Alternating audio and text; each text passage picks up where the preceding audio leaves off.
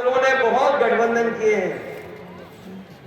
गठबंधन में हम लोगों से बेहतर साथ लेने वाला दल कोई नहीं है। अगर किसी दल को हम लोगों ने साथ लिया तो पूरी ईमानदारी से साथ लिया, और भविष्य के लिए भी मैं कहता हूं, अगर कोई दल आना चाहता है तो ईमानदारी के साथ आएगा तो समाजवादी पार्टी उसके साथ होगी। अगर ईमानदारी नहीं होगी तो समाजवादी पार्टी अपना दूरी बना करके रखेगी, क्योंकि हमारा लक्ष्य बीजेपी को हराने का है।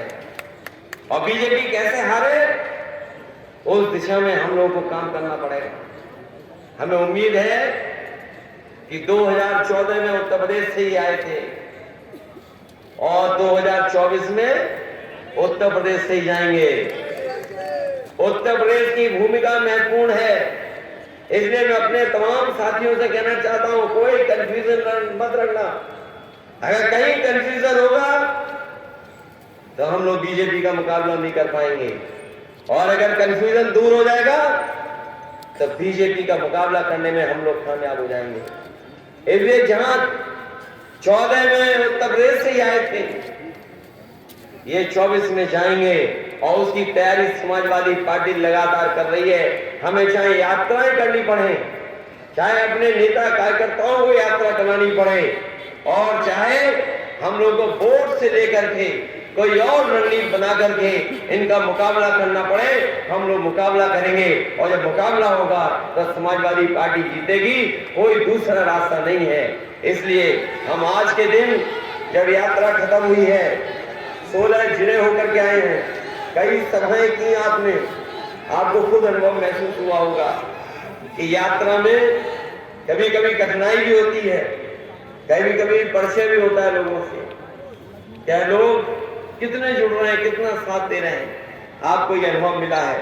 हमने तो कई यात्राएं की हैं, कई यात्राओं में हम लोग गए हैं, न जाने कितनी बार रथ यात्रा की है।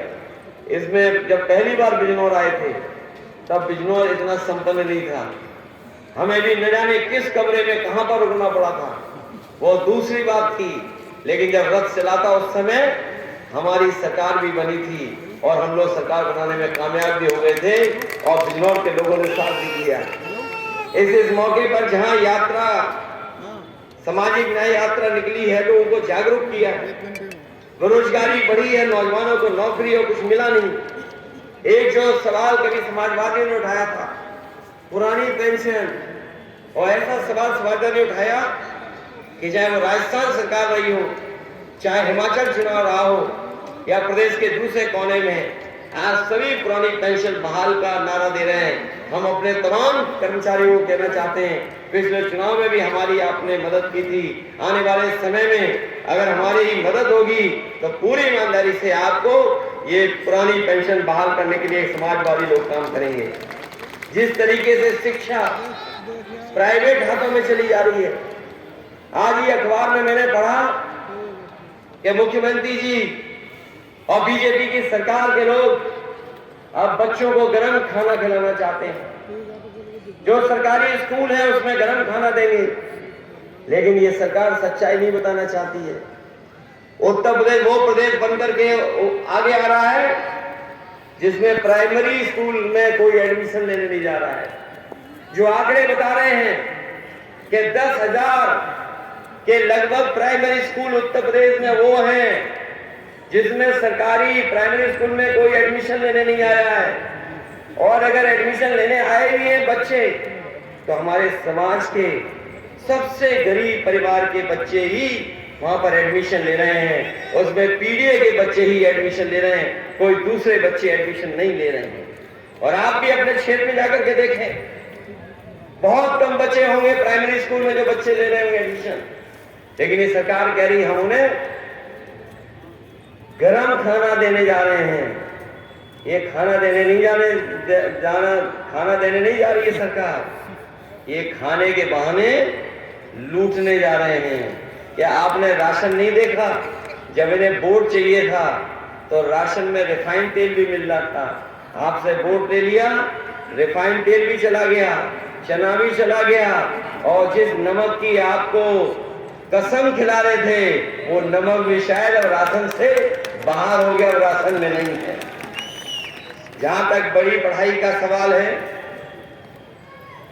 ये सरकार ने तो ऐसा मेडिकल कॉलेज और बड़ी संस्थाओं का हिसाब किताब किया है कि कोई गरीब परिवार का बच्चा डॉक्टर नहीं बन सकता है, क्योंकि फीस एक साल की इतनी हो गई है कि कोई किसान और गरीब अपने बच्चे को नहीं पढ़ा सकता है। ये सवाल बहुत महत्वपूर्ण है।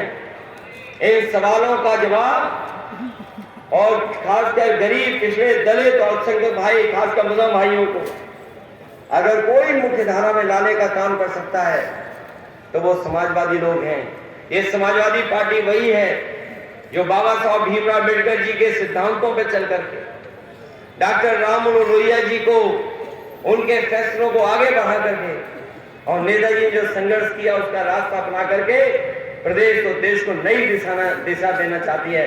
हम बधाई देते हैं अपने अवतार सैनी जी और उनके समाज के लोगों को, जिन्होंने ये फैसला लेकर के इस यात्रा को इतने जिलों में ले जा करके और आज अब समापन किया है। तो बड़ी संख्या में लोग आए हैं। मैं आपको बधाई देता हूं और आई हुई जनता का भी धन्यवाद देता हूं और इस उम्मीद, इस भरोसे के साथ कि आने वाले समय में जो संघर्ष छिड़ने जा रहा है, जो लड़ाई छिड़ने जा रही है, उसमें आप सब लोग मिलकर के समाजवादियों का साथ देना। समाजवादी पार्टी विकल्प के रूप में भारतीय जनता पार्टी का मुकाबला करने के लिए काम करेगी और उत्तर प्रदेश से भारतीय जनता पार्टी कैसे बाहर जाए उस दिशा में हम लोग काम करेंगे। इन्हीं शब्दों के साथ अपने तमाम साथियों का बहुत बहुत धन्यवाद और बहुत बहुत आभार व्यक्त करता हूँ। मैं एक बार फिर अपने सभी नेताओं को धन्यवाद देता हूँ। आई जनता को बहुत बहुत बधाई, बहुत बहुत